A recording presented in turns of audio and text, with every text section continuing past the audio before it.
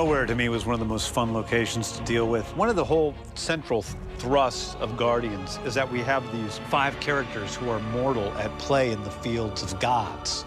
And when we come upon the giant head of the Celestial, we realize that there are gigantic players in this cosmic field. And it is really based in the Celestials of Marvel Comics. These carriers can use the stone to mow down entire civilizations like wheat in a field. The collector has been collecting for a long time, species of all manners, antiques, everything.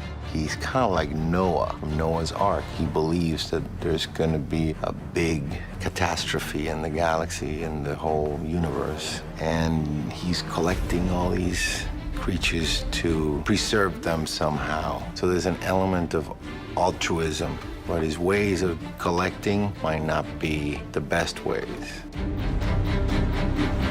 My favorite Easter egg of all is when you first walk into the Collector's Museum and we push in on Benicio as he turns towards us with those ridiculous glasses. Overhead, you'll see Howard the Duck in a tiny little glass box. But there's all sorts of fun things in there, from Cosmo the dog, obviously, who's a guardian in the comic books, to a frost giant, to my slugs from Slither, dark elves, and all sorts of different characters. It's cool to have those references there for comic book fans to sort of track down and find.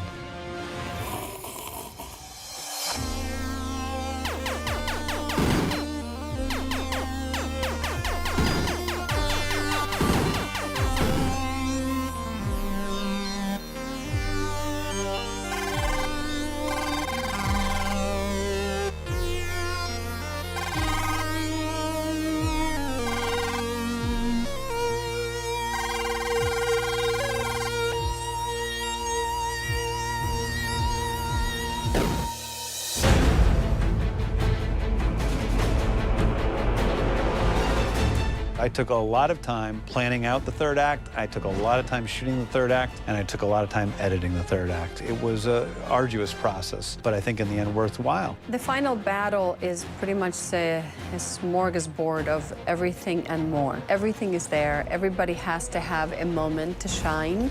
And also, you have to believe they're not going to make it. The universe is a very dangerous place. It's a very wild place full of conflict. And Ronan the Accuser, he's a strong force in that. He's a bad, bad guy. And all of that force and brutality is an engine towards very destructive end. That's what he's trying to bring about in this movie, is the end of days, when all the weak sink to the bottom and perish, and all the strong rise to the top and flourish. Xandar!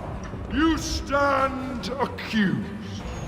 We have this aerial fight that needs to happen with necrocrafters and pods and the Milano and jets and the Dark Aster, which is a gigantic piece out there in the sky. Just about everything that we did had to be touched by the visual effects team. My spaceship, it was like heavy cement and metal. It's massive. They say it's the size of the Empire State Building turned over on its side 11 times. I love the design of my ship. I think it's awesome.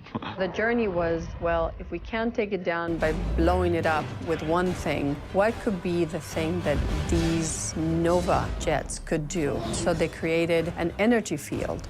The Nova net is something that I drew as shots before I wrote it as words. And I thought of what that visually would be, and how those things would link up together, and how we could give the Nova Corps some awesome power that would be unique and different from things that we had seen before. This is the moment where it all starts going down.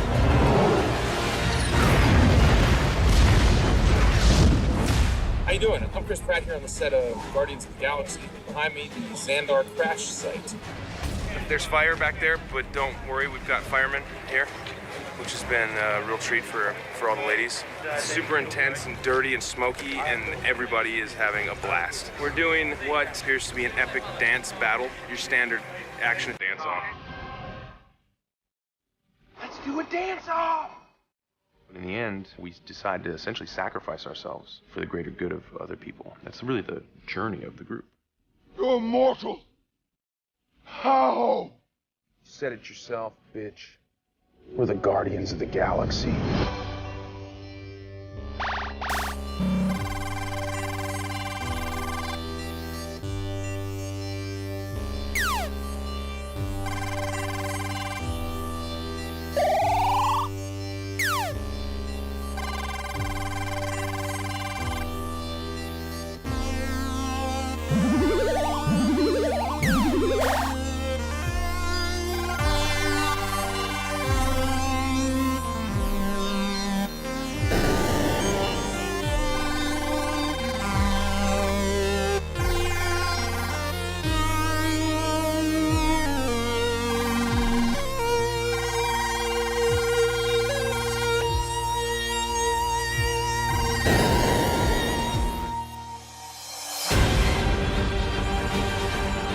I've started to build into this universe, and that was something that excited me about creating these characters in the first place, and that we can get to know all of these characters more, and to not be, frankly, tied to this superhero concept, because at the heart of this story is not a superhero story. We aren't a superhero story at all.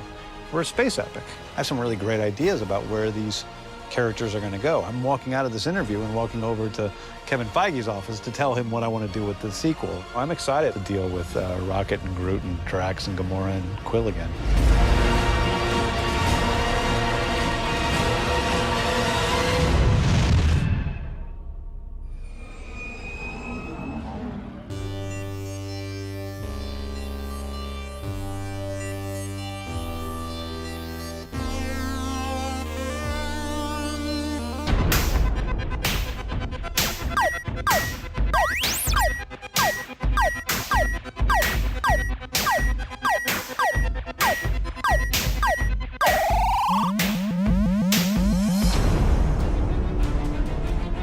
If there is no jeopardy, then there's no emotional connection to it. And the fact is that Groot does sacrifice himself for his friends in this ultimate way of saying we are family. I thought there was something interesting about that. I thought that this character has the potential to touch people in a way, to reach people in a way that none of the other characters I've ever played before have. No, Groot! You can't. You'll die. Which is, for me, is one of the most emotional places in the entire film. We are Groot. It's beautiful, it's sad, and it's an ending of that character, or so you believe. Well, there's two Baby Groots. There's the first Baby Groot, which is basically a stick with a face. I actually love that Baby Groot. And then there's the later Baby Groot, which is a little bit more cute. By the time we designed Baby Groot, we had already shot the movie. I mean, that scene was in the script of Baby Groot dancing, but we hadn't designed Baby Groot, and it was after we had come back from London. By that time, our design team knew exactly the kind of thing I was looking for, and I described it pretty well, and it didn't go through too many iterations before we got to the Baby Groot that's on screen. It feels like the audience is going to be with Groot for a long time. What is cooler than that?